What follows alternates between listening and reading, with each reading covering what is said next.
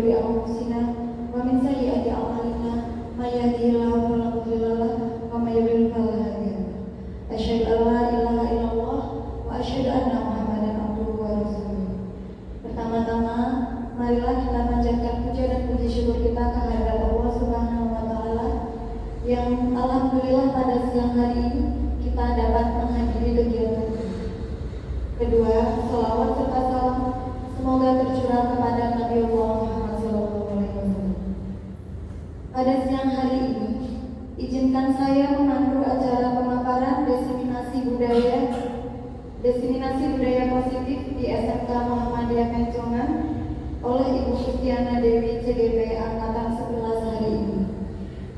Susunan acaranya sebagai berikut. Yang pertama pembukaan, yang kedua menyanyikan lagu Indonesia Raya, yang ketiga sambutan oleh Bapak Kepala Sekolah, dan yang terakhir yaitu pemaparan dari Ibu Kustiana Dewi CGP Angkatan 11. Untuk membuka acara, marilah kita baca basmalah bersama-sama. Bismillahirrahmanirrahim. Acara yang kedua yaitu menyanyikan lagu Indonesia Raya. Pada Bapak Ibu hadirin dimohon untuk berdiri.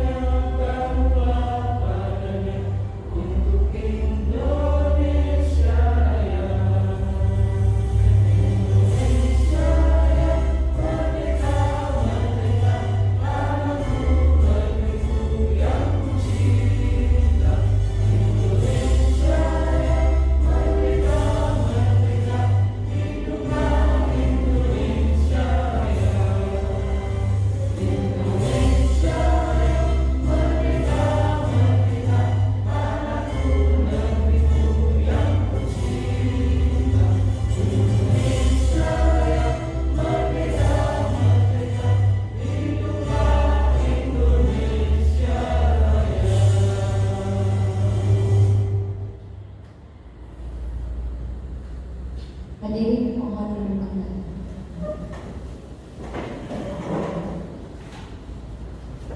Untuk melangkah acara yang ketiga yaitu sambutan Kepala Sekolah SMK Muhammadiyah Pencongan kepada Bapak Andi Abdillah dipersilakan.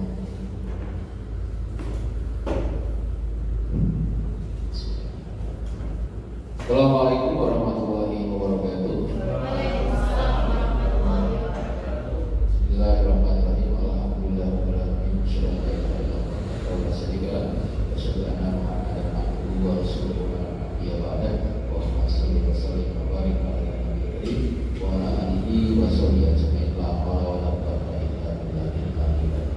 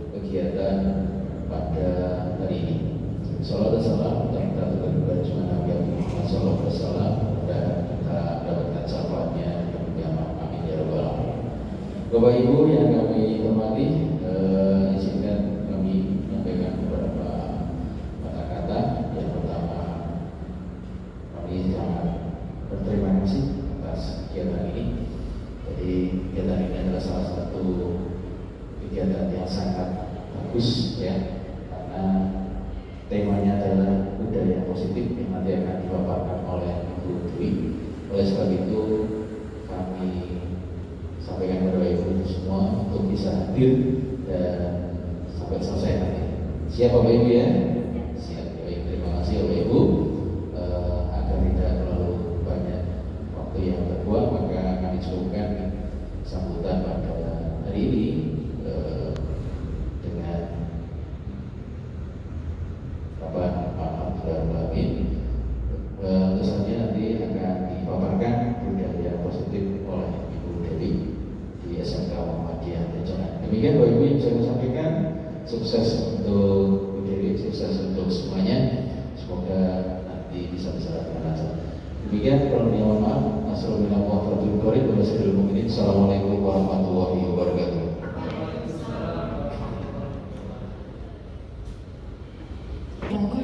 Acara selanjutnya yaitu pemaparan dari Ibu Kustiana Dewi CGP angkatan 11. Waktu dan tempat dipersilakan.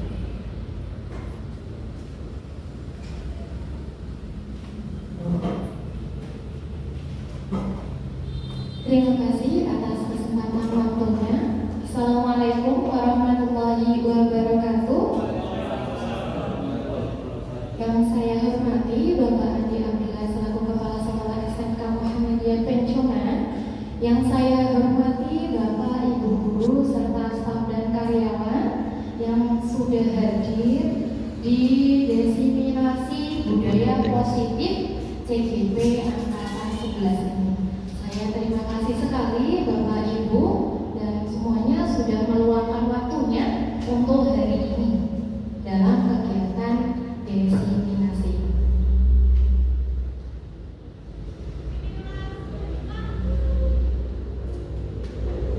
Di diseminasi aksi nyata kali ini saya perkenalkan terlebih dahulu. Untuk saya atas nama Kustiana Dewi.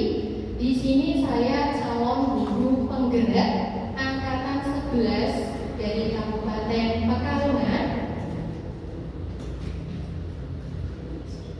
Untuk yang selanjutnya, mungkin biar kita nggak ngantuk, Bapak Ibu, karena sudah siang menjelang sore, jadi kita ada ice breaking, okay?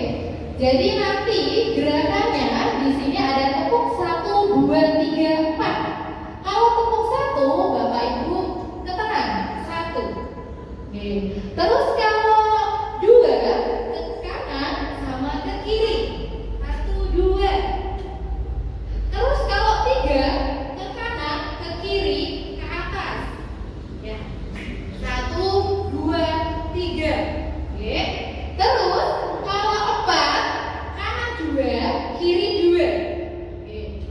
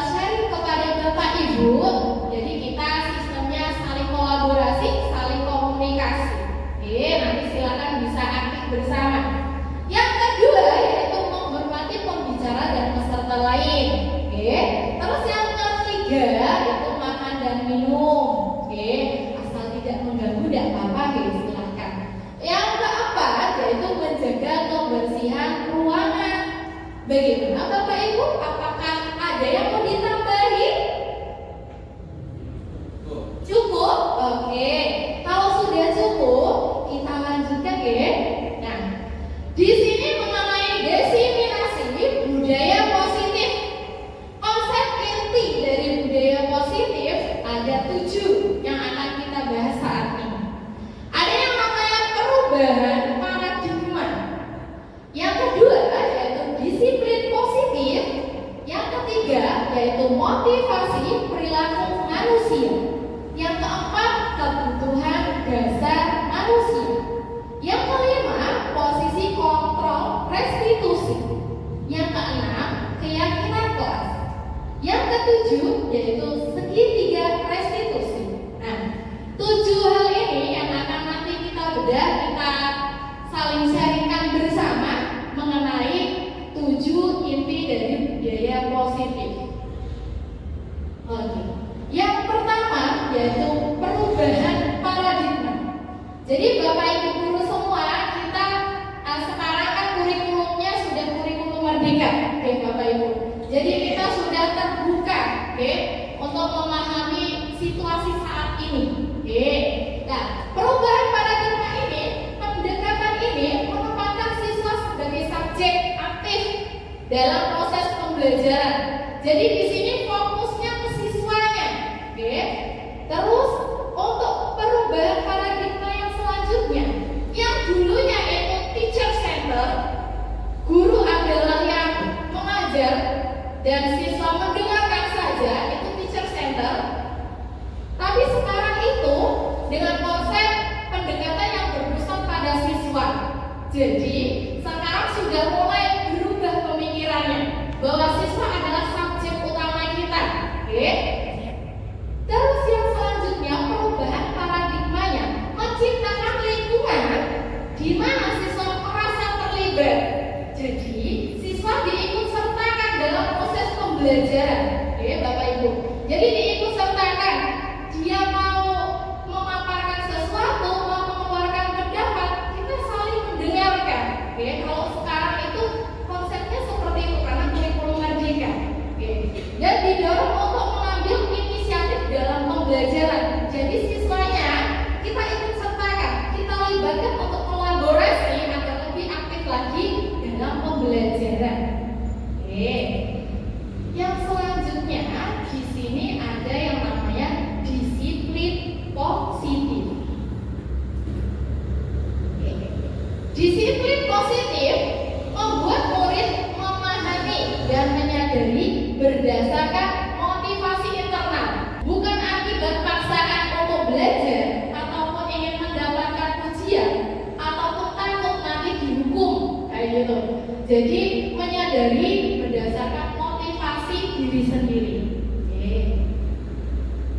Yang selanjutnya yaitu disiplin positif, menumbuhkan kesadaran diri berdasarkan nilai-nilai kebajikan, nilai-nilai kebaikan yang akan ditularkan.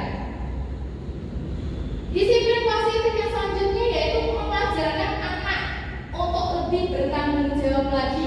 Okay? Jadi kalau ada tugas agar mereka juga bertanggung jawab dan mengerjakan sesuai deadline-nya, tapi dengan berdasarkan mereka dari dirinya sendiri, ya ingin berubah. Okay. Yang selanjutnya yaitu lebih ke arah disiplin diri yang dapat mengontrol diri dalam melakukan segala tindakan. Nah, di sini adalah 6 karakteristik pelajar Pancasila. Mungkin Bapak Ibu di sini semua sudah tahu nih untuk pelajar Pancasila. Yang pertama yaitu beriman, bertakwa kepada Tuhan dan berakhlak mulia. Yang kedua yaitu mandiri. Terus ada juga bernalar kritis, berbineka global, bergotong royong. Terus ada juga yang namanya kreatif.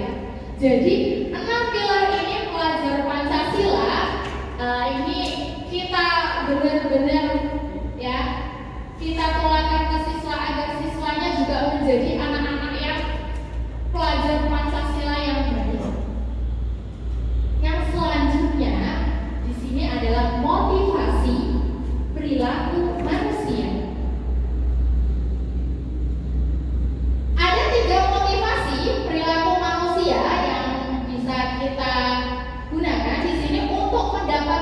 imbalan atau penghargaan dari orang lain.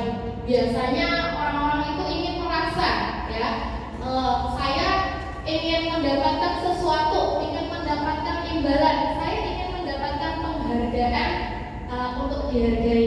Nah, di sini motivasi perilaku manusia. Yang kedua yaitu untuk menghindari ketidaknyamanan atau hukuman. Yang ketiga, untuk menjadi orang yang mereka inginkan dan menghargai diri sendiri dengan nilai-nilai yang mereka percaya.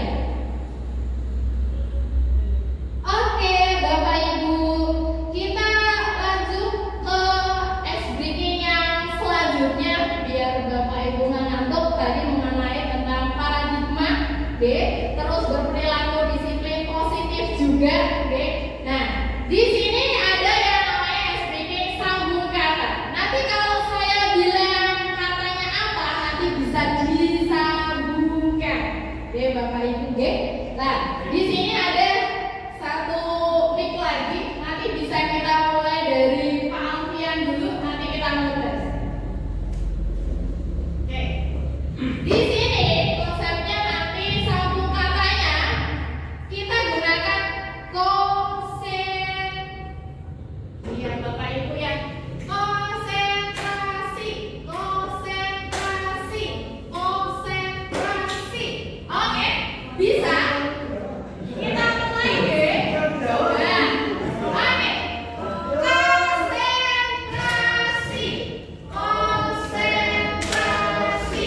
Konsentrasi. Oke, bisa diikuti Bapak Ibu? Bisa?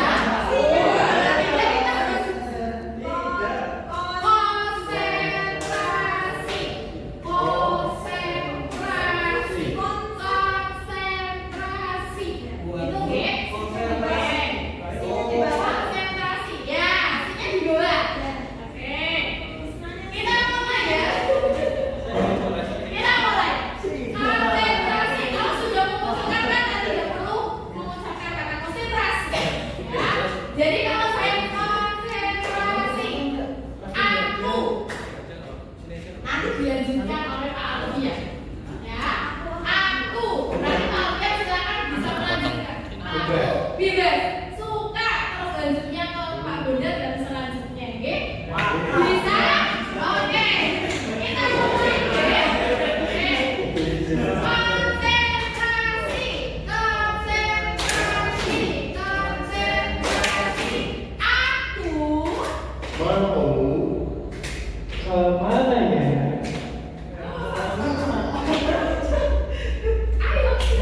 Kemana ya? Mana ya? Mau ke rumah, dilanjutkan Pak. Rumahnya mana? Rumahnya mana? Gimana bisa dilihat? rumahku? Kalauan apa? Kalauan kelas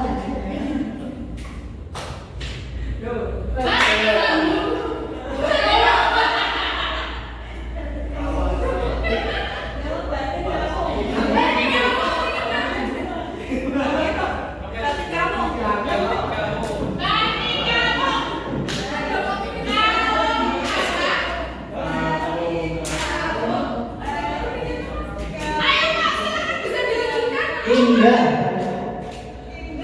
Indah. Mahal. Mahal. Oke, luar biasa. Oke. Kata-katanya bisa dilanjut. Gimana? Iya, di rumah. Muter lagi ya. Oke, muter lagi. Mau kemana ya? Oke. Kita bisa lagi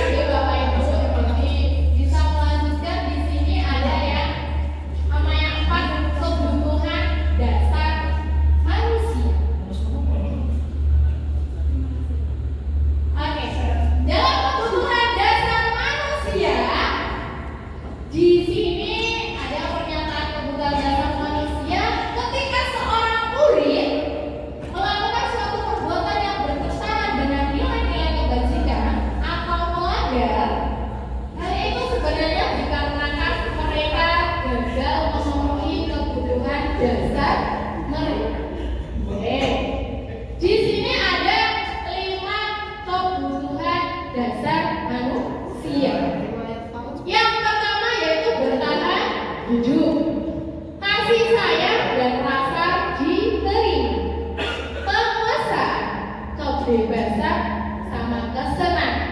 Nah, 5 kebutuhan dasar ini pastinya siswa-siswa itu ada dan diinginkan. Oke. Kebutuhan dasar yang pertama yaitu bertahan hidup, survival, ya. Kebutuhan yang bersifat fisiologis untuk bertahan hidup, misalnya pasti orang-orang itu kan butuh untuk kesehatan, benar nggak Bapak Ibu? Benar ya? Oke. Butuh makan nggak? Butuh. Kalau nggak makan, mati. Butuh makan pastinya ya, nggak boleh ya, harus makan. Oke. Terus yang selanjutnya yaitu kasih sayang dan rasa diterima. Setiap orang butuh nggak rasa kasih sayang? Butuh. Kasih sayang dari siapa Bapak Ibu? Orang sekitar, kasih sayang, rasa diterima. Pastinya kita juga ingin diterima dimanapun kita berada. Oke. Terus untuk yang selanjutnya yaitu penguasaan. Penguasaan ini anak-anak biasanya memiliki kebutuhan penguasaan yang tinggi. Biasanya penguasaan ini anak itu ingin menjadi seorang pemimpin. Oke, lah itu adalah kebutuhan dasar manusia. Yang selanjutnya yaitu mengenai kebebasan. Anak itu ingin merasa bebas, mencoba hal baru. Biasanya anak-anak di SMK kita kan ingin mencoba hal-hal baru yang belum mereka ketahui. Bagaimana sih itu bisa terjadi? Biasanya hal-hal seperti itu yang dipertanyakan mereka. Oke, yang selanjutnya yaitu kesenangan. Pasti setiap manusia itu butuh kesenangan. Oke. Kesenangan ini bisa di sini bergurau, suka melucu, ya. Jadi bisa senang bersama. Oke. Yang selanjutnya yaitu mengenai studi kasus. Silakan Bapak Ibu bisa dibaca kasus yang ada di depan. Ya. Ibu Dewi, guru wali kelas 12 RPA, sedang bingung nih menghadapi ulah salah satu murid di kelasnya yang bernama Faiz.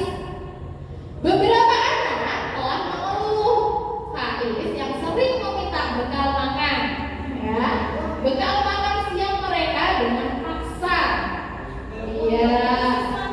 Iya siswanya ibu, bukan gurunya, pastilah gurunya bawa sendiri kan. Iya. Jika Anda menghadapi situasi seperti Ibu Dewi, menurut Anda kira-kira alasan apa Faiz melakukan hal tersebut? Silakan Bapak Ibu, Bapak saya yang bisa mendalami hal-hal seperti ini. Oke.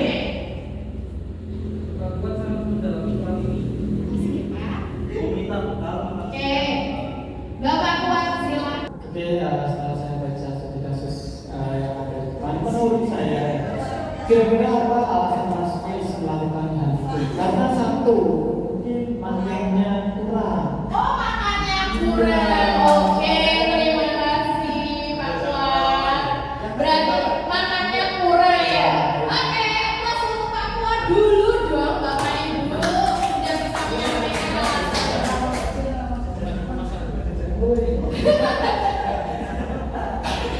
Oke, ada lagi Bapak Ibu yang ingin menyampaikan alasan Faiz itu apa sih di sini? Monggo, Pak Faizin mau menyampaikan? Oke, lanjut. Oke, Pak Bondan boleh. Oh, Pak Bondan Oke, dulu terima silakan. kasih atas kesempatannya. Berdasarkan yang saya pahami, Iya, silakan Pak Bondan. kemungkinan apa ya, tidak diberi jatah.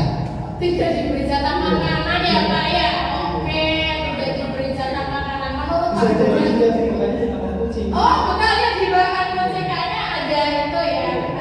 Soalnya seperti itu kok ya Pak ya, sudah melihat. Oke, aplaus untuk Pak Bondan. Oke, silakan ada lagi Pak Bangun ya. Oke, silakan Pak Bondan. Boleh dikasih Bangun. Oke, silakan Bangun. Ya, kalau menurut opini saya, kenapa Mas Faiz ini suka minta jatah makan ya? Karena belum sarapan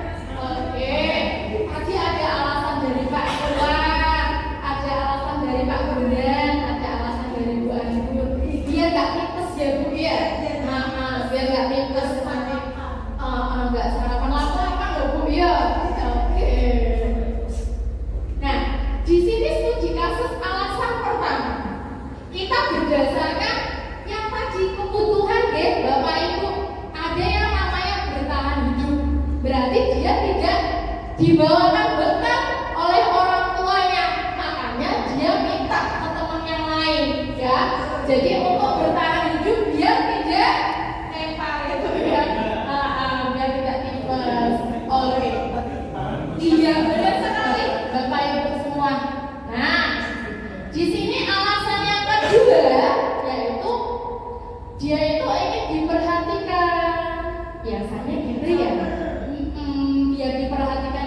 Saya mau minta lagi, ya dikasih lagi sama temannya. Nah, itu dia kebutuhannya kurang kasih sayang dan rasa diterima, makanya dia membutuhkan hal seperti itu. Ya.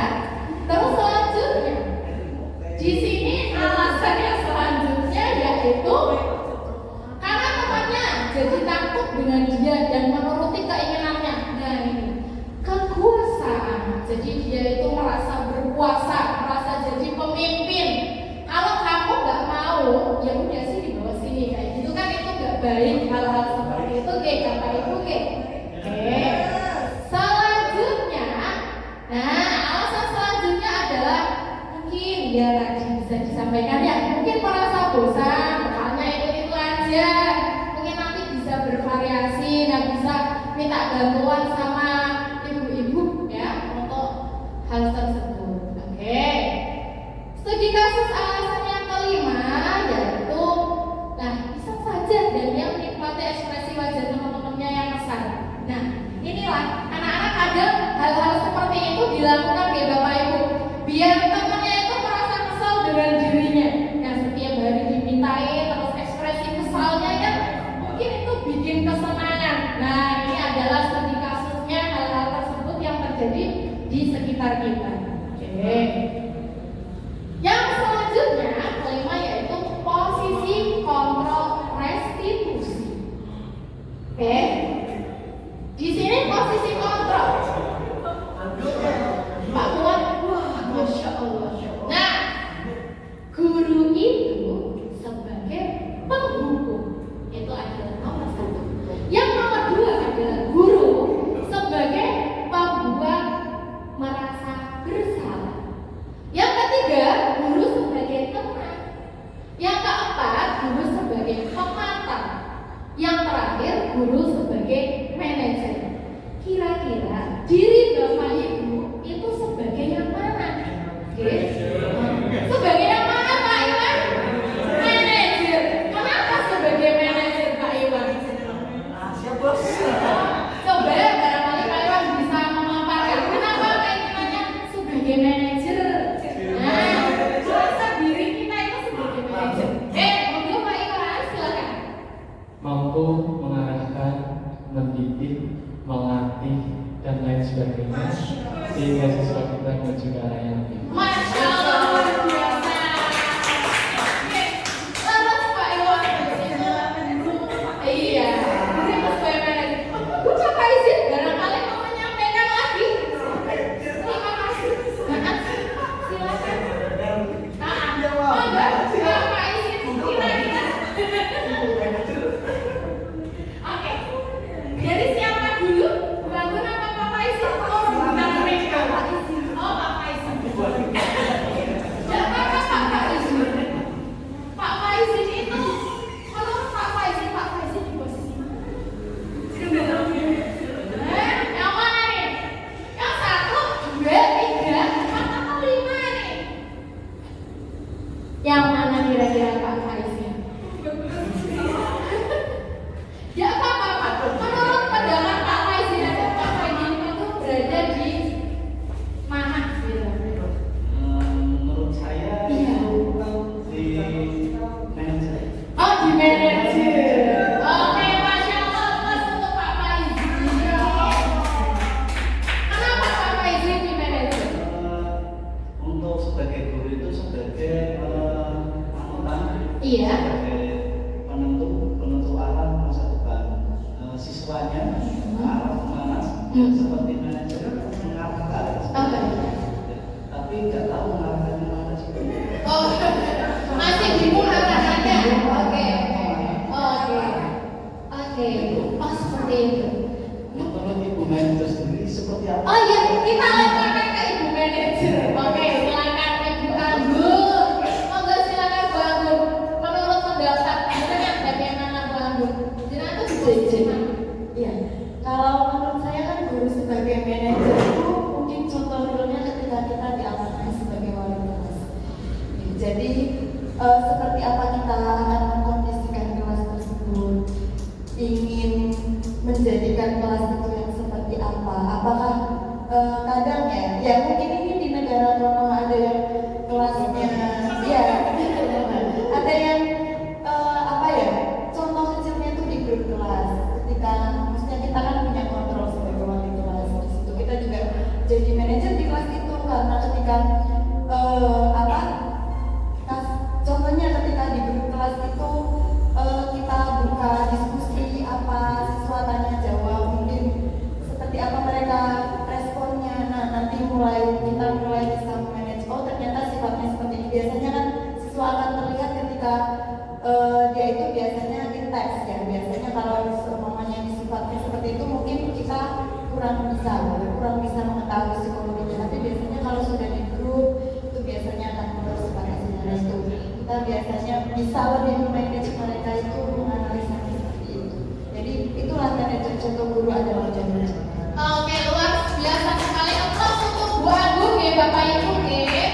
Oke, iya kita sebagai manajer. Ada nggak Bapak Ibu di sini sebagai penghukum barangkali? Tidak. Apa buat masalah? Janganlah Pak. Jangan ya. Oke. Nah di sini ada 5 posisi kontrol. Barangkali ya ternyata kita itu selama ini ada kata-kata saya yang menjadikan saya itu sebagai guru penghukum nih.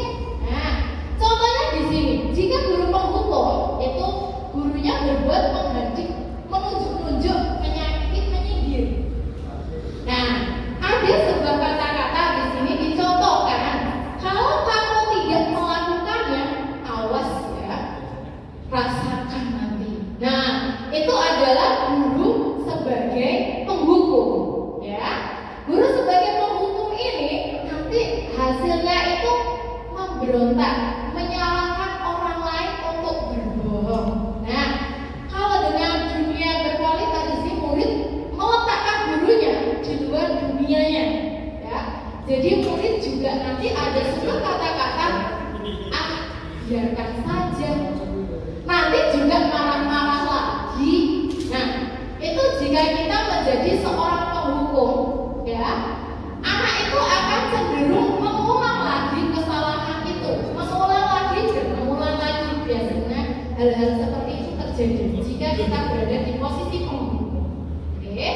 Terus yang kedua yaitu di posisi membuat orang merasa bersalah. Nah, di sini barangkali kita tanpa sadar, oh ternyata kata-kata saya itu menjadi guru yang membuat orang merasa bersalah. Nah, di sini berceramah dan mengatakan seharusnya kamu itu seperti ini. Ibu tuh kecewa sama kamu. Nah, itu membuat orang itu merasa bersalah. Nah, menyembunyikan, menyangkal kebohongan. Murid meletakkan gurunya di dalam dunia berkualitas. Jadi muridnya jadi merasa bersalah karena dia melakukan kesalahan. Maaf ya Ibu, biasanya ada kata-kata dari anak dikeluarkan seperti itu. Nah, jadi anak itu juga merasa rendah diri. Oh iya, saya berarti salah ya melakukan hal seperti ini. Mungkin itu bisa digunakan. Nah, selanjutnya ada posisi kontrol sebagai teman. Nah, di sini sebagai teman adalah membuat alasan-alasan untuk murid. Ada kata-kata, ayolah lakukan demi ibu.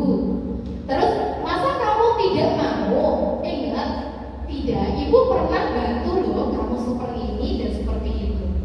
Intinya saling komunikasi seperti teman, ya. Ketergantungan.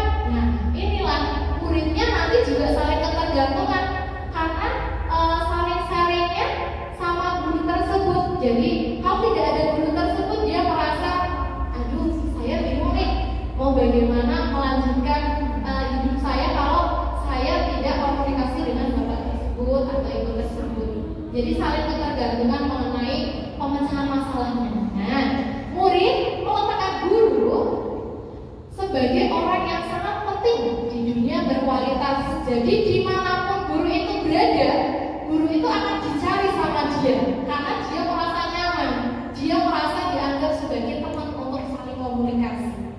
Nah, di sini murid itu ada selalu dua kata-kata biasanya saya pikir, bapak atau ibu, teman saya ternyata begitu, kayak gitu biasanya karena kita sudah enjoy saling komunikasi dengan bapak atau ibu. Nah, tapi di sini ada lemah tidak mandiri, saling ketergantungan. Nah, jadi nanti anaknya mungkin bisa jadi WA terus kayak gitu. Mungkin kita bisa mengatur posisi kita sesuai situasi yang ada. Nah, di sini ada juga posisi pemantau. Nah, di dalam posisi pemantau biasanya menghitungkan dan mengukur, ya. Apa peraturannya? Nah, biasanya kata-kata seperti itu akan keluar. Menyesuaikan diri bila diawasi, ya. Murid meletakkan guru, peraturan dan hukuman di dunia yang berkualitas. Berapa banyak bintang yang saya harus peroleh Bapak Ibu? Nah, ini biasanya anak-anak itu ingin memperoleh hasilnya, ya. Berapa halaman yang harus saya tulis Bapak Ibu? Biasanya hal tersebut dikatakan oleh anak. Nah, disitulah adalah Bapak Ibu guru sebagai guru pemantau, ya. Namun dalam guru pemantau ini menitik beratkan pada sanksi atau hadiah untuk anak. Kalau hadiah atau sanksi itu menurut Bapak Ibu perlu tidak untuk anak hadiah? Kasih reward untuk anak perlu tidak Bapak Ibu? Oke. Bisa sampaikan monggo? Bu Asih, silakan. Menurut pendapat Bu Asih bagaimana? Perlu tidak untuk hal seperti itu? Kita kasih reward. Ya, terima kasih. Kalau saya pribadi, ribet juga sama pentingnya seperti ada juga punishment. Akan tetapi kita perlu cepat kapan kita memberi punishment, kapan kita memberi reward. Karena pemberian reward yang jujur itu salah satu memotivasi seseorang, yaitu anak. Dia akan lebih bisa mengapresiasi akan diri sendiri, dia lebih menghargai their self, mereka menghargai diri mereka sendiri, kelemahan dan kelebihan. Tentu dia termotivasi untuk lebih termotivasi bahwa dia itu mampu. Dia semakin mencari apa yang dia miliki dan dia bisa menentukan target yang lebih tinggi. Dia memberi ekspektasi yang lebih tinggi dan dia punya motivasi yang lebih untuk mencapai ekspektasi maupun goal dia yang lebih. Terus si anak itu selain tadi merasa dihargai oleh diri mereka sendiri dan kepada diri mereka sendiri, mereka itu pun akan lebih jujur. Ketika mereka pun dihargai, mereka akan memiliki sikap yang sama kepada orang lain. Dia dihargai senang, maka dia pun insya Allah akan memberikan penghargaan kepada orang lain, manakala orang lain itu layak untuk diberi penghargaan. Jadi jujur, menimbulkan sifat yang jujur, saling menghargai. Itu beberapa poin, 3 poin arti pentingnya suatu penghargaan. Oke. Terima kasih Bu Asih. Aplaus untuk Bu Asih. Oke. Nah, benar sekali Bu Asih ya, kalau reward sanksi itu kita harus juga melihat dari mana itu perlu tidak dikasih reward, perlu tidak dikasih sanksi. Kita harus juga memilah-milah hal-hal tersebut. Gimana? Ada tanggapan lain? Oke, Pak Iwan, silakan Pak Iwan. Boleh sekali. Monggo, silakan. Oke, silakan Pak Iwan. Menurut Pak Iwan gimana? Terima kasih dari saya. Reward sangat penting karena di dalam pemberian reward itu nanti akan membangun suatu hubungan yang positif antara guru dan siswa, yang dimana pemberian reward itu bisa diartikan sebagai perhatian maupun rasa sayang. Nah, tentu kemudian selain itu pemberian reward juga diharapkan, tujuannya itu kan diharapkan mampu meningkatkan motivasi intrinsik dari siswa atau dari dalam diri siswa itu sendiri, bukan motivasi dari guru. Nah, tentu Bu Dewi. Oke. Terima kasih Pak Iwan. Aplaus untuk Pak Iwan. Oke. Iya, benar sekali Pak Iwan, ribet itu perlu ya Pak Geng. Nah, itu saling kolaborasi tadi dengan apa yang dibahas dari Bu Asih, benar sekali sama Pak Iwan. Ribet itu perlu, namun kita harus juga melihat situasi dan kondisinya. Kalau kita kasih reward terus, ya kita harus amati dulu. Nanti anak ketergantungan tidak dengan reward seperti ini. Apakah anak menggampangkan hal-hal seperti ini? Nanti saya dapat reward aja kayak gitu-gitu. Nah, kita benar harus menganalisa dulu hal-hal tersebut. Oke, selanjutnya, nah ini adalah posisi kontrol yang terakhir yaitu manajer. Nah, tadi Bapak Ibu semua juga merasa bahwa dirinya itu manajer. Iya, kalau sudah manajer ya bagus sekali Bapak Ibu. Di sini ada pertanyaan ya. Biasanya manajer itu menanyakan pertanyaan-pertanyaan kepada siswanya ya. Apa yang kita yakini? Apabila kau dikerjakan untuk memperbaiki masalah ini bagaimana? Biasanya anak-anak akan ditanya dulu kalau kita berada di dulu posisi manajer. Hai. Hai. Halo. Oke, biar nggak ngantuk ya Bapak Ibu guru. Oke. Di sini murid melampaikan dirinya sebagai individu yang positif, dalam dunia berkualitas. Biasanya dari ada anak yang berkata begini, bagaimana caranya saya bisa memperbaiki keadaan seperti ini Ibu, Bapak, gitu.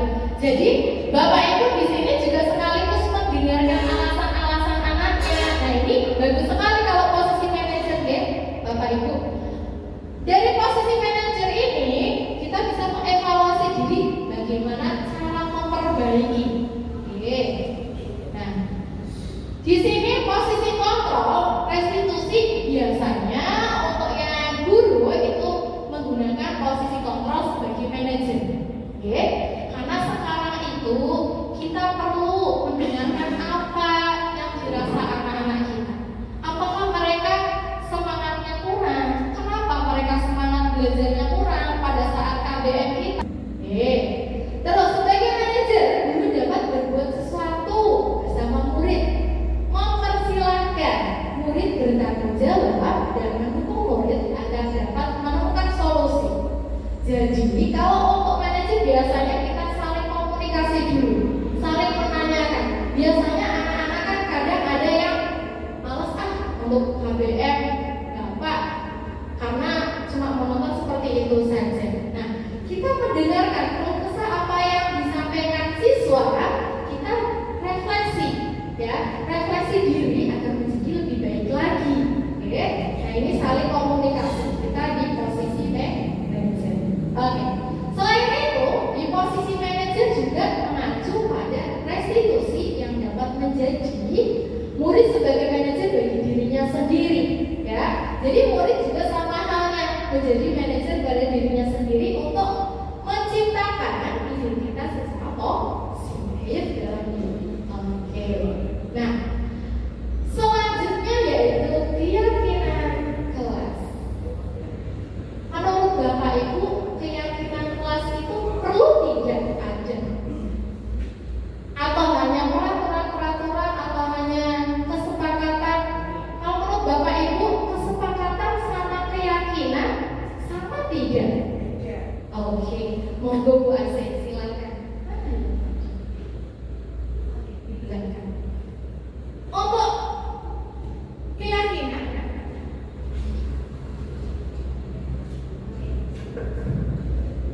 Iya. untuk keyakinan sama kesepakatan itu, menurut Ibu beda atau sama? Oke. Ini kalau persepsi saya kesepakatan itu dua hal yang kompromis, bersifat kompromis.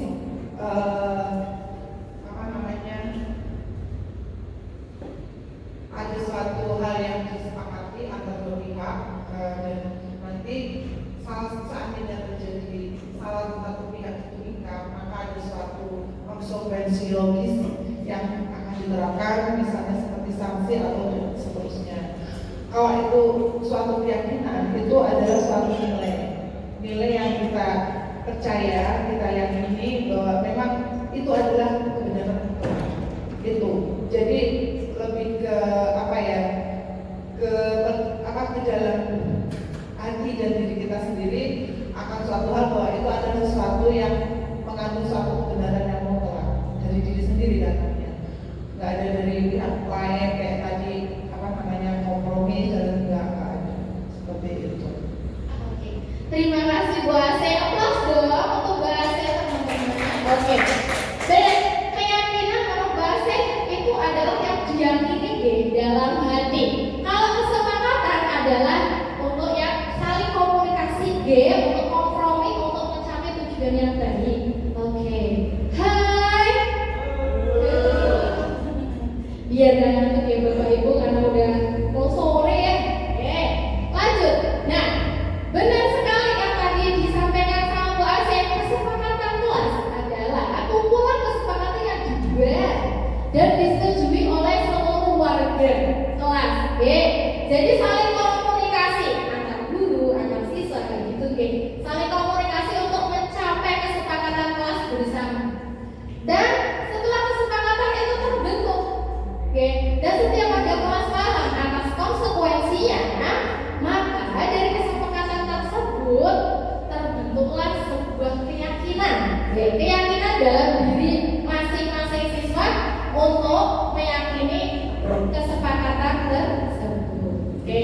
Nah, di sini guru berperan dalam mewujudkan terbentuknya keyakinan sekolah atau kelas dengan adanya kesepakatan antara guru dan murid.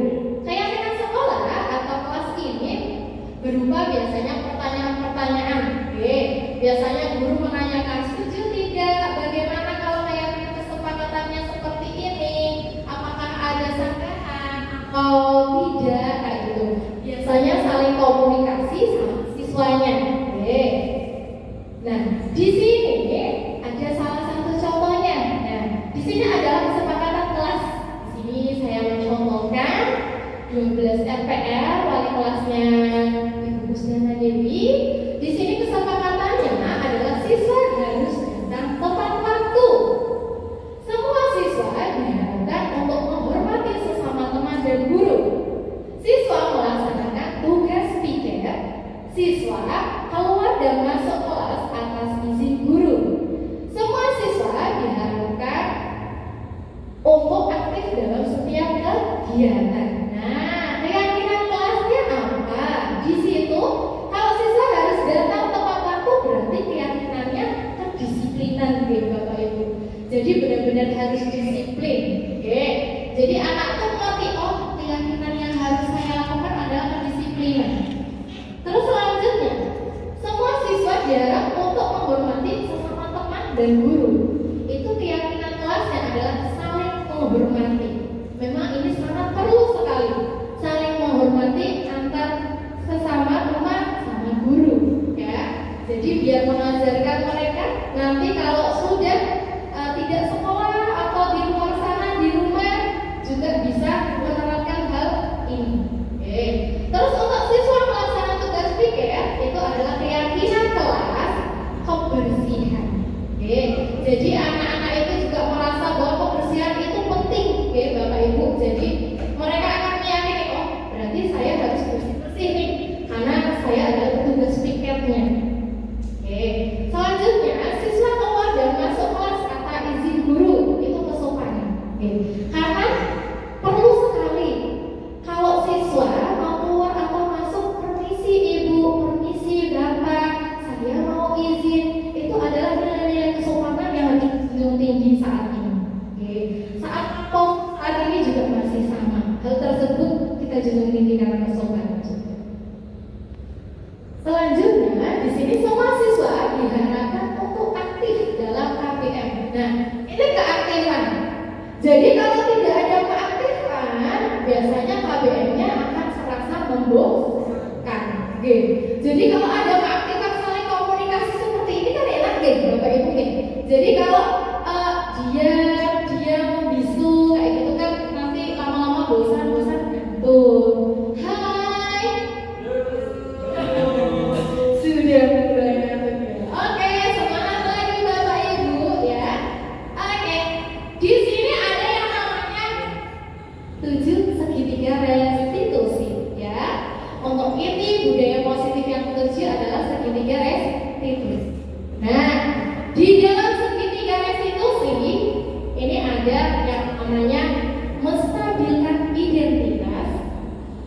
validasi tindakan yang salah menarik keyakinan. Nah, biasanya ada siswa yang terlambat datang, terus ada siswa yang misal di kelas marah-marah sama temannya. Apa yang akan Bapak Ibu lakukan di saat menemui siswa yang datang terlambat terus pada saat KBM Bapak Ibu? Ada yang ingin menyampaikan? Monggo silakan. Pak Faizin barangkali, monggo. Adakah yang pernah seperti itu Pak di kelas dengan KBM? Ada? Oke. Bu Asep dulu, monggo silakan. Oke. Oh ya boleh, silakan Pak Faizin. Boleh nanti habis Pak Faizin Pak keluar habis ini ya. Monggo silakan Pak, tidak apa-apa. Ya. Pernah kan Pak Izin? Pernah nggak? Ada nggak anak yang datang terlambat terus pada saat KBM Pak Faizin? Apa yang Pak Faizin lakukan kalau ada anak yang terlambat terus seperti itu? Oke, monggo silakan Kak.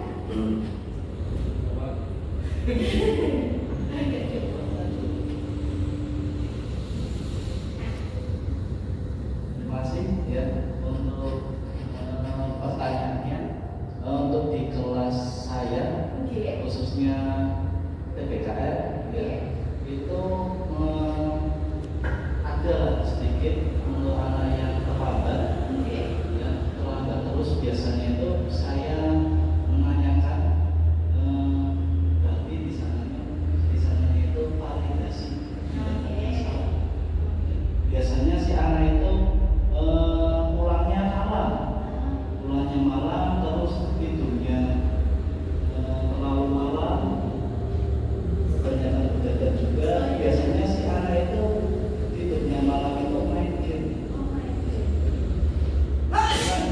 Bukan di waktu yang tepat. Ya, itu hari-hari biasa. Kalau hari itu sih oke lah. Itu. Terus ada yang telah juga, biasanya itu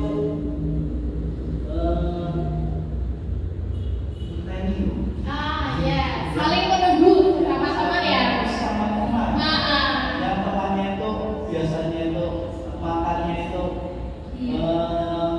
lama, itu menangi. iya. Si anak itu boncengan sih. Oke. Terus itu jadinya terlambat. Oke. Seperti itu. Mungkin Pak Kuat Pak Kuat untuk melanjutkan. Oke, bisa. Monggo silakan. Bisa dilanjutkan. Monggo Pak Kuat. Adakah hal seperti itu di tempat Pak Kuat saat KBM? Oke, terima kasih untuk Pak Faizin ya. Saya sedikit nyambung pada tadi sudah dijelaskan oleh Pak Faizin.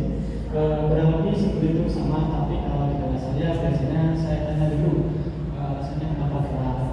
Itu yang pertama. Terus yang kedua dengan masalah siswa kan sama Bu, kalau ada satu orang dan orang yang lain katanya karena mungkin satu biasanya kerja. Oh, iya. Saya biasanya 1-2 kali tidak apa-apa. Tapi Oh, iya. kalau 1 minggu ataupun setiap pelajaran yang pertama ataupun saya mengalami telat, itu saya kasih kedua. Yang pertama itu biasanya di luar dulu 15 menit. Ternyata besoknya masih terlambat. Nah itu saya ambil jalan yang terbaik aja. Biasanya saya kesepakatan dulu. Tadi yang disampaikan pertama, bahwasannya yang itu saya bedanya itu sekitar 1.000. Dan itu uangnya saya kembalikan ke bendahara. Jadi waktu tidak saya ambil, saya kembalikan. Dan tidak tahu uangnya itu dikembalikan tidak, karena kebetulan kan sudah buat kan kalau di uangnya saya kembalikan ke bendahara. Jadi tidak saya ambil. Jadi saya sisa buat alat dan jadi sebetulnya utama saya. Mungkin Bu Andi mau nanya. Bu Andi apa Bu Asep dulu? Oh, Bu Asep dulu, monggo silakan. Bisa. Monggo silakan. Oke. Memang Bapak Ibu nanti kebagian biar semuanya. Biar monggo. Ya, terima kasih. Ini udah nilai budaya yang positif sudah terapkan. Kemudian memahami yang lebih tua sudah diterapkan. Ya, kebetulan untuk beberapa kelas karena saya beberapa kelasnya itu ada 3 kali terlambat juga ada 3 kali alfa. Cuman ini yang terlambat dulu karena tadi klasifikasinya adalah terlambat. Pertama saya memang agak berhati aja. Minggu kedua kok ini terlambat lagi. Saya tanya bertahap, ada alasannya apa dan sebagainya. Ketika si anak sudah menanyakan alasan, itu saya baru agak bisa memetakan permasalahan sebenarnya apa. Kedua, yang tadi alasannya juga motor, saya masih bisa terima dengan saya misalnya kasih advice kalau misalnya karena kasus motornya apa saya kasih kalau coba misalnya motornya nggak bisa berhenti sejak kamu malamnya isi bensinnya atau takut apa ya kamu kalau gitu berangkatnya di awal kan biar naik motornya juga nggak juga nggak bahaya karena memang kalau itu lawan depan itu sudah jam sekian sudah project. Nah kamu sudah bisa antisipasi berarti bangunnya apa terus seterusnya. Jadi identifikasi masalah mungkin bisa mencari akar masalah dan solusi itu yang kedua. Nah ada pada yang saat yang ketiga dia terlambat saya sudah menjadi agak tidak terlalu percaya karena sudah berulangnya 3 kali. Nah di situ saya kalau si anak itu ngasih kooperatif ya saya kasih sok terapinya lunak, punishmentnya ada lunak. Tapi kalau si anak saya lihat nggak ada bersalah dan ada indikasi bohong, saya malah dikejar. Jadi juga proporsional. Saya kayak punishment juga saya proporsional.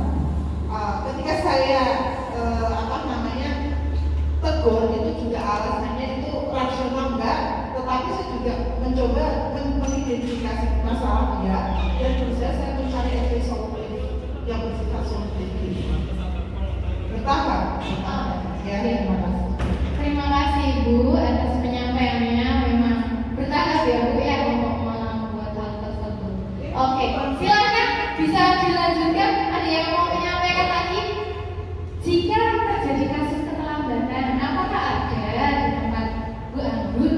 Oke, KPM-nya. Monggo silakan. Terima kasih waktunya Ibu. Jadi ini sharing aja nih Bu.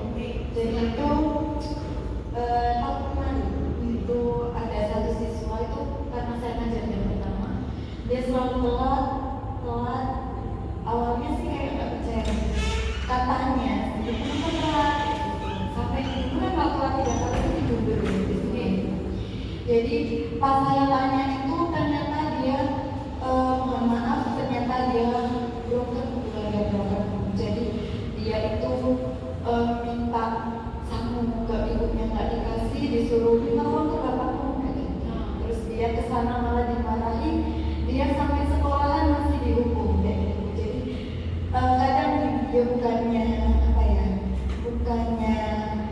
menyalahkan ketika kita memberi sanksi kepada siswa maksudnya alangkah baiknya ketika terjadi suatu hal yang sudah berulang-ulang itu mungkin ditanya gitu. Jadi akhirnya dia itu akhirnya sampai akhirnya pun waktu karena mungkin dia udah sering telat gitu terus jadi gendut sampai akhirnya dia itu saya lihat dia itu kondisi gondrong gitu terus saya tanya kamu kok gondrong syukur sih gitu. Saya bilang kayak gitu nanti aja nunggu digundur sama bapak ini kayak gitu yang biasa digundur dari yang sering telat akhirnya gimana ya karena dia mungkin sudah sering dikasih sanksi saya juga sudah sempat konsultasi sama BKM saat itu jadi sampai dia akhirnya diberi sama teman kayak gitu tapi dia nggak paham kalau itu memang ternyata itu pembulian jadi dia udah sampai paklumnya mungkin dilempar sana lempar sini dimarahi sana dimarahi sini ya mungkin itu suatu hal yang dimaklumi sama diri dia tapi itu kan bukan suatu hal yang sederhana ya sebenarnya akhirnya kan psikologi dia mungkin nggak kena mental dia juga mungkin tuh jadi benar tadi yang disampaikan sama ibu sebelumnya kalau ada siswa telat itu divalidasi dulu ditanya kenapa penyebabnya telat kalau memang butuh penanganan BK atau nanti bisa diarahkan ke BK kalau memang itu karena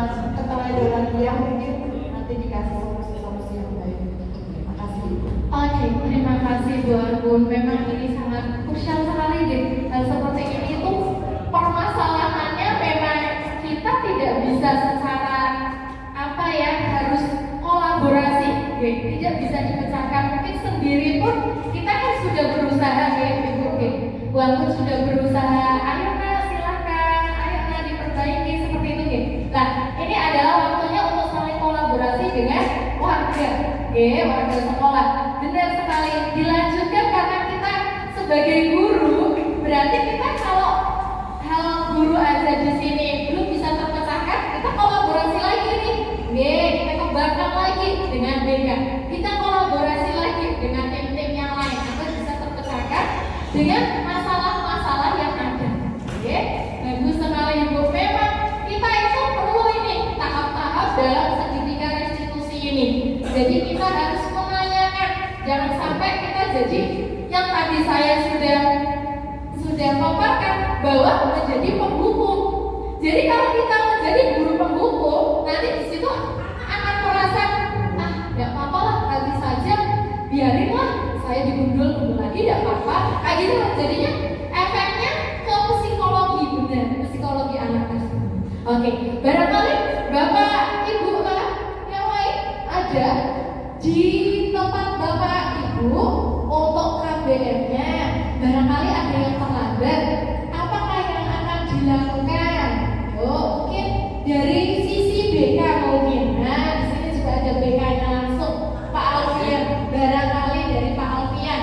Monggo silakan Pak.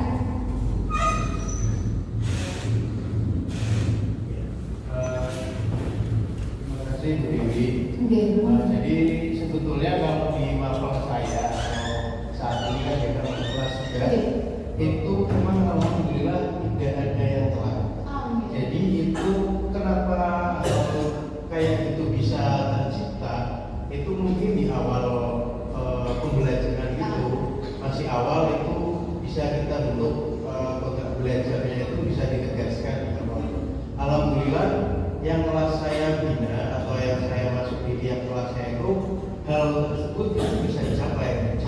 Jadi siswa itu bisa memahami keadaan dan aturan yang kita sepakati. Jadi ya untuk masuk ke kelas alhamdulillah kebetulan tidak ada yang telat.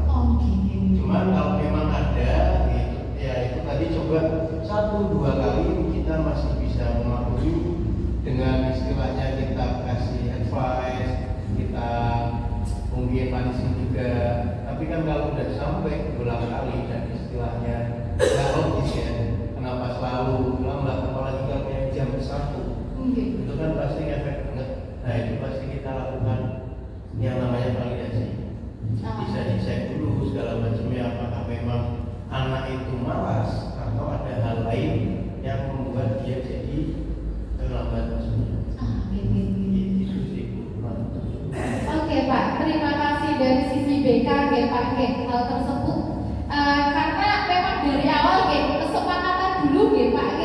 Jadi kesepakatan belajar kita harus benar-benar dipertekankan. Nah, monggo barangkali dari sisi produktif yang lain silakan.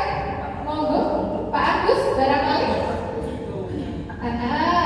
Di Pak Agus ada nggak, pernah nggak ngerasain kelasnya ada siswa yang terlambat? Terus Pak Agus apa yang dilakukan Pak Agus? Versi Pak Agus aja. Monggo. Baik, kalau ada siswa yang terlambat pasti ada. Itu pasti ada. Yang pertama, yang kedua itu kita kan di awal sudah punya kontrak belajar. Dalam kontrak belajar sendiri kita bersepakat dengan siswa. Kemudian ada tindakan-tindakan yang semua bagi yang terlambat itu kita kasih punishment-nya yaitu dari usulan dari anak itu sendiri. Semisal di contoh di kelas saya itu yang terlambat atau yang tidak memakai baju produktif itu ada punishment-nya dari teman-teman satu kelas itu menghendaki yang pertama denda. Ya, kena denda karena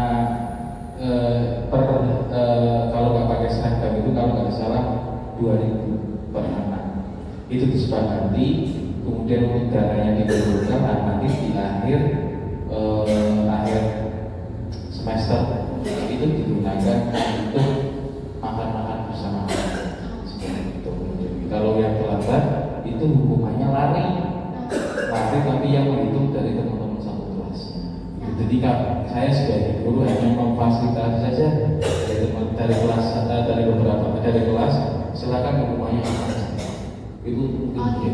Terima kasih Pak Agus, benar sekali, kita sebagai guru adalah fasilitator.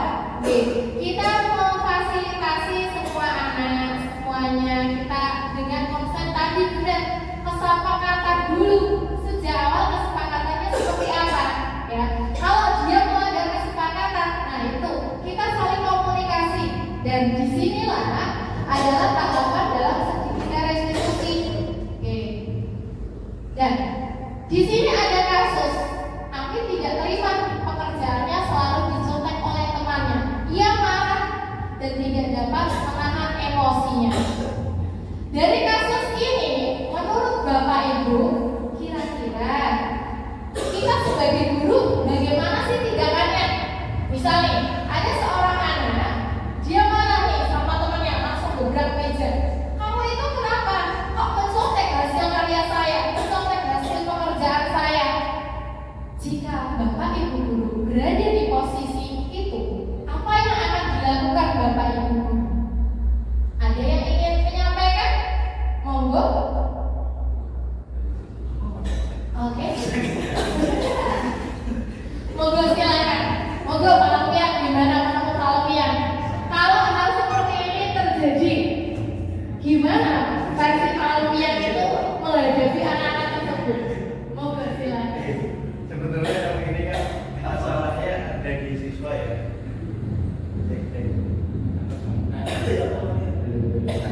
Monggo silakan. Ini kan masuk juga ke nakalan siswa ya. Namanya juga masalah mencontek itu kan hal yang negatif. Nah itu dia, makanya kita terus cek dulu masalahnya apa. Tidak menyalahkan siswanya, tapi gimana kita coba bisa membina lagi siswa tersebut.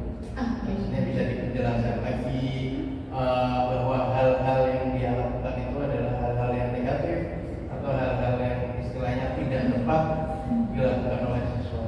Nah kita bangun rasa tanggung jawab dan kepedean itu, percaya dirinya siswa untuk apapun hasilnya ya dia mestinya pakai yang dia punya, yang dia bisa, hasilnya kayak apa nanti. Gitu. Oke, ada lagi yang lain? Barangkali ingin menambahkan dari Pak Alfian. Monggo, Pak Agus silakan bisa menambahkan. Kalau saya Versi Pak Agus silakan. eksperimen saja. Jadi Iya. kalau mencontek itu menurut saya itu tidak apa-apa.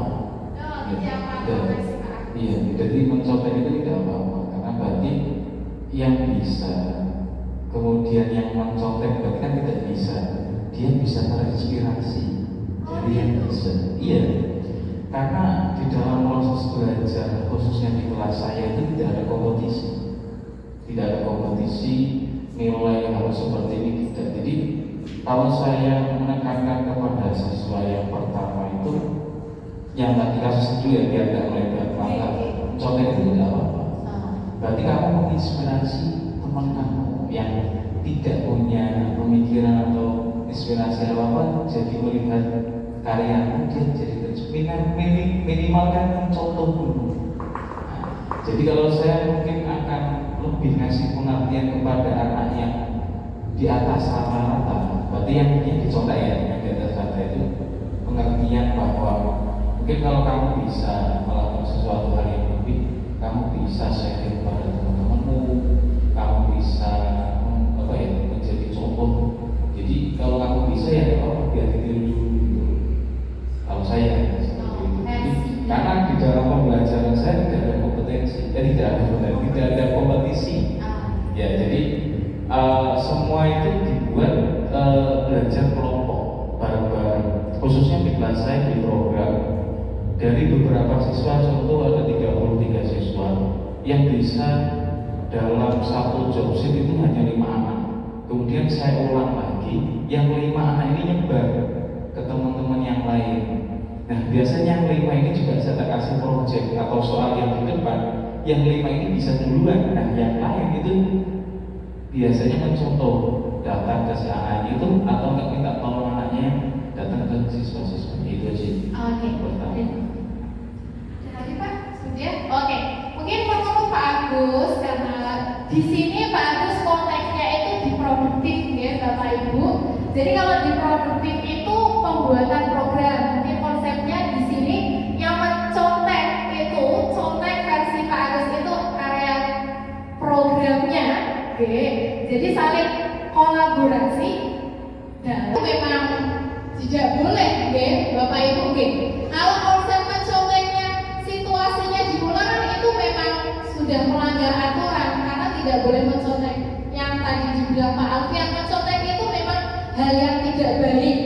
Namun mungkin yang disampaikan Pak Agus itu saling kolaborasi, menentukan jawaban, menemukan jawaban, kita saling kolaborasi. Oke, dalam hal pembuatan program. Jadi konteksnya untuk yang ini agak berbeda. Oke, kalau mencontek dalam hal yang lain, ulangan itu memang tidak boleh. Ini untuk komunikasi. Kayak gitu ya Bapak Ibu. Jadi mencontek itu memang hal yang tidak baik. Oke, mungkin nanti bisa diajarkan juga yang mencontek itu juga kita kasih komunikasi bahwa mencontek itu memang tidak baik dan kamu harus memperbaiki diri kamu. Mungkin cari referensi, oke, cari kolaborasi.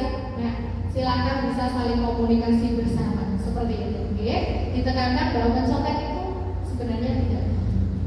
Oke, selanjutnya di sini.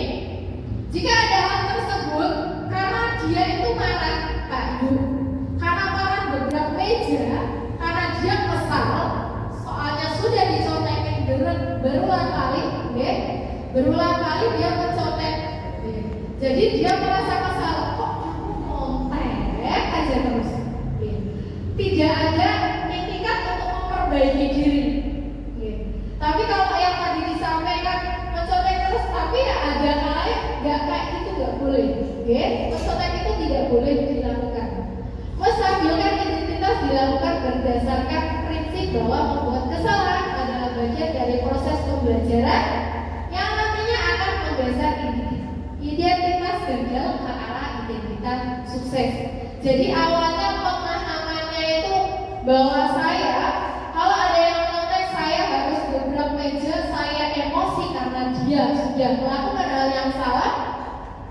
Akhirnya sudah ke arah yang benar bahwa hal menggebrak meja pun salah. Jika menegur orang juga harus saling komunikasi agar orang tersebut berubah menjadi lebih baik. Nah, di sini apa yang dilakukan saat menstabilkan identitas? Di sini berdua salah itu hal yang manusiawi. Pertama kita saling komunikasi dulu. Tidak ada manusia yang sempurna. Biar anak merasa iya nyaman. Kita pasti bisa menyelesaikan permasalahan ini. Ya, Bapak atau Ibu tidak tertarik untuk mencari tahu siapa yang benar, siapa yang salah. Benar yang disampaikan tadi Bapak-bapak. Tidak ada yang benar, tidak ada yang salah. Kita berada di area tengah. Karena kembali lagi kita adalah fasilitator. Kita mendengarkan dua belah pihak. Sebenarnya tuh maksudnya bagaimana? Alur awalnya benang merahnya seperti apa? Terus kalau kamu menyalahkan dirimu sendiri terus menerus, apakah kamu bersikap baik pada dirimu? Terus selanjutnya, di sini adalah validasi tindakan yang salah. Tadi karena perilaku dia menggebrak meja itu perilaku yang salah. Oke, jadi kita validasi dulu, ya. Melakukan validasi dengan cara mungkin ada pertanyaan yang digunakan saat untuk validasi kesalahan. Kamu pasti punya alasan mengapa melakukan hal tersebut. Oke. Apa yang penting bagi kamu? Kamu boleh tetap berusaha menjaga sikap itu, tapi tambahkan sikap yang lain, yang baru, yang lebih baik. Maukah kamu belajar cara lain untuk mendapatkan yang kamu butuhkan tanpa harus melakukan hal tersebut? Jadi ada cara yang lain saling komunikasi dengan baik. Makanya kita jembatani kalau ada hal-hal seperti ini. Nah, menanyakan keyakinan. Karena ada kesepakatan dari awal, jadi otomatis anak itu akan mengerti bahwa kesepakatan tersebut adanya keyakinan di dalam kesepakatan kelas. Apa nilai yang kita percaya di sekolah kita, nilai-nilai apa yang telah kita sepakati, jadi saling kesepakatan bersama. Kelas yang ideal itu seperti apa sih? Kamu ingin jadi anak seperti apa? Apa yang kamu rasakan ketika kamu melakukan itu? Kamu menjadi orang yang seperti apa? Jadi itu lah yang segitiga restitusi untuk mengatasi anak-anak yang bermasalah. Jadi kalau ada anak-anak yang bermasalah, apakah kita akan secara publis di hadapan teman-teman? Misal terlambat, kamu salah, kamu terlambat, kenapa melakukan hal tersebut? Atau bagaimana? Apakah kita berdua saja saling komunikasi dengan anaknya, ataukah kita saling komunikasi biar anak-anak yang lain juga tahu, ya? Secara langsung kita menegur dia, apakah perlu kita saling komunikasi dua arah dengan anak yang bersangkutan? Menurut Bapak Ibu, versi yang mana akan Bapak Ibu ambil? Versi yang pertama adalah menegur secara langsung. Dia salah, di depan sih, kamu salah, biar orang lain itu tahu bahwa itu adalah kesalahan. Versi yang kedua adalah memanggil anak tersebut, kita masuk ke dalam ruangan saling komunikasi, saling menanyakan. Menurut Bapak Ibu, versi yang pertama atau versi yang kedua yang akan Bapak Ibu lakukan? Nah, monggo silakan, ada yang mau menyampaikan lagi? Versi yang mana akan Bapak Ibu lakukan saat menegur siswa ini?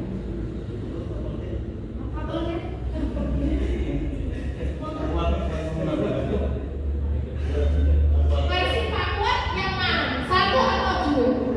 Satu atau dua? Iya. Yang kedua apa itu, Pak? Memanggil anaknya. Oke, memanggil anaknya disuruh apa, Pak? Oke, benar sekali, Pak. Berdiskusi, Oke, terima kasih Pak Kuat. Ada lagi barangkali yang dari ibu-ibu, versi ibu-ibu bagaimana mengenai hal seperti ini? Ibu Asih mau menyampaikan kalau hal tersebut kira-kira anaknya ditegur secara langsung ataukah kita seperti apa? Monggo silakan Pak. Jangan bosan. Enggak apa-apa Ibu, malah saya senang sekali komunikasi. Monggo. Kondisional sebetulnya, melihat tipologi kesalahan. Kalau memang kesalahan itu spontan dan itu memang mengandung risiko baik untuk diri dia, kelas dan orang lain, saya nggak segan akan duduk di depan orang. Kalau kalian edukasi juga, kamu jangan seperti dia. Ya karena risikonya, misalnya refleks dana meloncat, itu kan nggak sopan cara umum. Ya udah, saya tegur di tempat kondisional.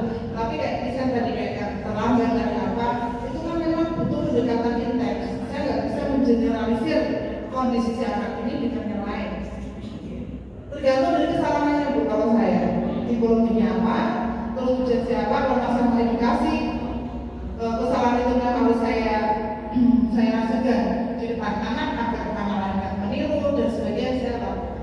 Tapi memang kalau itu kesalahannya spesifik unik, tidak berpotensi dilakukan oleh anak lain, hanya memang mungkin dia dan saya atau apa, dan butuh pendekatan komunikasi ya saya lakukan itu. Kalau saya kondisi malam. Terima kasih. Oke, terima kasih Bu Asi. Oke, menurut pendapat Bu Asi kondisional nih. Kalau menurut pendapat dari Pak Kuat, kita langsung saling komunikasi dua arah nih. Oke, nah disinilah kita berdiskusi bersama mengenai kasus-kasus yang ada di sekolah kita, nih Bapak Ibu. Nah, karakteristik anak-anak kita itu satu dengan yang lain itu berbeda.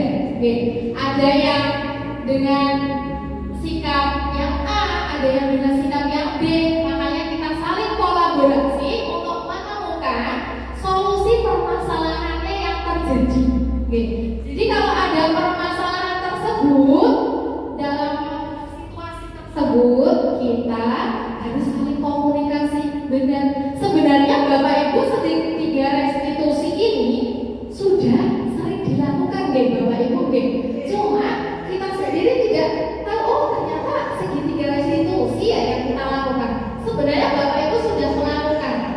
kita continue lagi, teruskan untuk hal-hal tersebut. Memang pendapat itu pasti berbeda-beda, Bapak Ibu. Ada yang pendapatnya A, pendapatnya B. Makanya kita saling kolaborasi untuk menentukan yang terbaik untuk siswa-siswa kita. Nah, alhamdulillah. Di sini sudah selesai pemaparannya tadi mengenai segitiga restitusi, permasalahan, juga disiplin positif. Terus juga ada paradigma perubahan, Bapak Ibu. Dari pemaparan yang sudah saya sampaikan, dari kita diskusi saling komunikasi, kira-kira menurut Bapak Ibu ada yang mau ditanyakan dari yang ada di sini? Monggo Ibu Asin. Kira-kira apa materi bisa dipindah itu aja. Oke Ibu, materi akan saya share pastinya. Untuk materi nanti akan saya share. Jadi biar kita saling mengerti, Bapak Ibu. Jadi Bapak Ibu yang tidak bisa hadir nanti juga mengetahui bahwa inilah segitiga restitusi. Beginilah cara kita mengontrol diri. Beginilah cara kita berposisi. Jadi nanti akan saya share. Ada lagi? Ada yang mau ditanyakan dulu? Cukup? Bapak Ibu. Oke. Kalau cukup, nanti akan saya share mengenai informasi tersebut. Nanti kalau ada ilmu lagi dari guru penggerak, pastinya saya akan share ke Bapak Ibu. Dan mohon kerjasamanya, kolaborasinya, support sistemnya. Saya terima kasih sekali kepada Bapak Ibu yang sudah hadir di hari ini bersama saya, menemani saya di aksi nyata desiminasi hari ini. Terima kasih Bapak Ibu, itu saja yang bisa saya sampaikan. Mohon maaf apabila ada salah-salah kata dari saya. Dari saya mohon maaf, undur diri. Sekian dari saya. Wassalamualaikum warahmatullahi wabarakatuh. Ya, demikian pemaparan dari Ibu Kusniana Dewi selaku CDP Angkatan 11. Acara yang terakhir adalah doa yang akan disampaikan oleh Bapak Agus Ridwan. Kepadanya dipersilakan. Baik, terima kasih Bapak Ibu. Sebelum kita tutup acara ini, mudah-mudahan kita doakan Bu Dewi mudah-mudahan sukses. Kita dengan doa dengan kafaratul majlis. Bismillahirrahmanirrahim. Subhanallah wa bihamdika asyhadu an la ilaha illa anta astaghfiruka wa atubu ilaik. Rabbana atina fid dunya hasanah wa fil akhirati hasanah wa qina adzabannar.